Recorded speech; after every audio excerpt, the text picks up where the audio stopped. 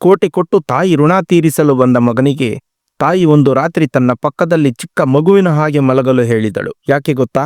ಸುರೇಶ್ ಎಂಬ ಹುಡುಗ ತುಂಬಾ ಕಷ್ಟಪಟ್ಟು ಚಿಕ್ಕ ವಯಸ್ಸಿನಲ್ಲೇ ಒಂದು ಬಿಸ್ನೆಸ್ ಪ್ರಾರಂಭಿಸಿ ಆ ಬಿಸ್ನೆಸ್ ಯಶಸ್ವಿಯಾದ್ದರಿಂದ ಕೋಟಿಗಟ್ಟಲೆ ಹಣ ಸಂಪಾದಿಸಿದನು. ಆ ಹಣದಿಂದ ತನ್ನ ಹೆತ್ತ ತಾಯಿಯ ಋಣ ತೀರಿಸಬೇಕು ಅಂತ ಹೇಳಿ 1 ಕೋಟಿ ರೂಪಾಯಿ ಹಣ, ಸಾಕಷ್ಟು ಚಿನ್ನದ ಒಡವೆಗಳು, ರೇಷ್ಮೆ ಸೀರೆಗಳು, ಹೀಗೆ ಎಲ್ಲವನ್ನೂ ತಂದು, ತಗೋ ಅಮ್ಮ, ನಿನಗೆ ಬೇಕಾದ ಎಲ್ಲವನ್ನೂ ತಂದಿದ್ದೇನೆ, ನೀನು ಇವುಗಳನ್ನು ತೆಗೆದುಕೊಂಡರೆ ನಾನು ನಿನ್ನ ಋಣ ತೀರಿಸಿಕೊಂಡವನಾಗುತ್ತೇನೆ ಎಂದು ಹೇಳಿದನು. ಅದಕ್ಕೆ ಅವರಮ್ಮ ಸಣ್ಣ ನಗು ನಕ್ಕು, ನನಗೆ ಇದೆಲ್ಲ ಬೇಡಪ್ಪ ಅಂತ ಹೇಳಿ ಅಲ್ಲಿಂದ ಹೊರಟು ಹೋದಳು. ಆದರೂ ಮಗ ತಾಯಿಯ ಮಾತು ಕೇಳದೆ ಪ್ರತಿದಿನ ಅದೇ ಮಾತಿನಿಂದ ಹಠ ಮಾಡುತ್ತಿದ್ದನು. ಕೊನೆಗೆ ಅವನ ಹಠವನ್ನು ನೋಡಲಾಗದೆ ಆ ತಾಯಿ ಒಂದು ವಿಚಿತ್ರವಾದ ಷರತ್ತು ವಿಧಿಸಿದಳು. ಸರಿ ಮಗನೇ, ನೀನು ನನ್ನ ಋಣ ತೀರಿಸಿಕೊಳ್ಳಬೇಕು ಎಂದು ತುಂಬಾ ಹಠದಿಂದ ಇದ್ದೀಯ, ಹಾಗಾಗಿ ನಾನು ಕೇಳಿದ್ದನ್ನು ಮಾಡು. ಇಂದು ನಿಮ್ಮಪ್ಪ ಊರಲ್ಲಿ ಇರುವುದಿಲ್ಲ ಅಲ್ವಾ?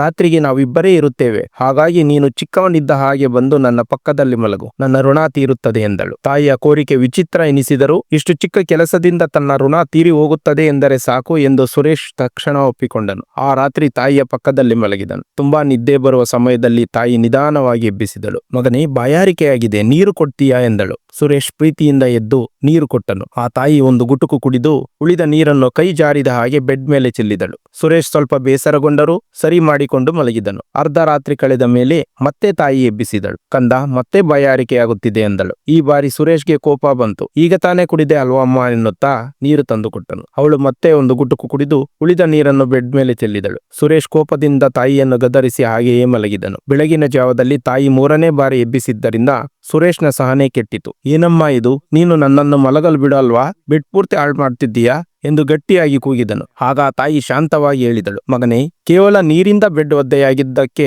ಒಂದು ರಾತ್ರಿ ನಿದ್ದೆ ಇಲ್ಲದಿದ್ದಕ್ಕೆ ನೀನು ಇಷ್ಟೊಂದು ಕೂಗಾಡುತ್ತಿದ್ದೀಯಾ? ಆದರೆ ನೀನು ಚಿಕ್ಕ ಮಗುವಾಗಿದ್ದಾಗ ಪ್ರತಿದಿನ ಮೂತ್ರದಿಂದ ಬೆಡ್ ಪೂರ್ತಿ ಒದ್ದೆ ಮಾಡುತ್ತಿದ್ದೆ. ನಾನು ಯಾವತ್ತೂ ಕೂಡ ಬೇಸರ ಪಡಲಿಲ್ಲ. ನೀನು ಒದ್ದೆ ಮಾಡಿದ ಜಾಗದಲ್ಲಿ ನಾನು ಮಲಗಿ ನಿನ್ನನ್ನು ಒಣಗಿದ ಜಾಗದಲ್ಲಿ ಮಲಗಿಸಿ ಲಾಲಿ ಹಾಡುತ್ತಿದ್ದೆ. ಹಾಗೆ ಹಲವು ವರ್ಷಗಳು ಮಾಡಿದೆ. ಆ ಪ್ರೀತಿಯನ್ನು, ಆ ತ್ಯಾಗವನ್ನು ಈ ಹಣದಿಂದ, ಒಡವೆಗಳಿಂದ ಹೇಗೆ ತೀರಿಸುತ್ತೀಯಾ ಮಗನೇ ಎಂದಳು. ಆ ಮಾತುಗಳು ಸುರೇಶ್ನ ಹೃದಯಕ್ಕೆ ಬಾಣದಂತೆ ಚುಚ್ಚಿದವು. ತನ್ನ ತಪ್ಪು ತಿಳಿದು ತಾಯಿಯ ಪಾದಗಳ ಮೇಲೆ ಬಿದ್ದು ಅಳುತ್ತಾ ಬೇಡಿಕೊಂಡನು. ಕ್ಷಮಿಸಮ್ಮ, ತಾಯಿಯ ಋಣ ತೀರಿಸಲು ಈ ಸೃಷ್ಟಿಯಲ್ಲಿ ಅಸಾಧ್ಯ ಎಂದು ತಿಳಿಯಿತು ಎಂದು ಬೇಡಿಕೊಂಡನು. ಫ್ರೆಂಡ್ಸ್, ಅಮ್ಮ ಅಂದರೆ ಆ ದೇವರು ನಮಗೆ ಕೊಟ್ಟವರ.